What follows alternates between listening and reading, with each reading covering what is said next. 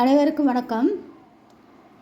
Tamil KSR சேனலில் இன்றைய பதிவு 11ஆம் வகுப்பு தமிழ் பாடத்துக்குரிய கற்பவை கற்றபின் என்று சொல்லக்கூடிய பகுதி.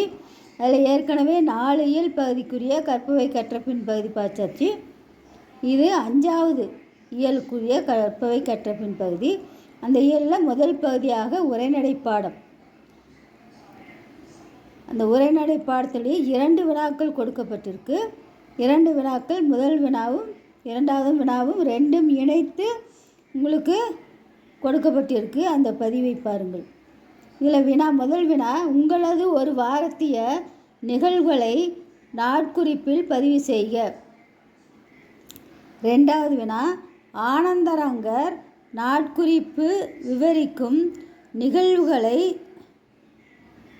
காலக்கோட்டில் அமைத்து காட்டுக. காலக்கோடுனா எந்த ஆண்டு எந்த நிகழ்வு நடந்தது, எப்பொழுது அவர் நாட்குறிப்பை பதிவு செய்தார் என்று சொல்லக்கூடிய பகுதி.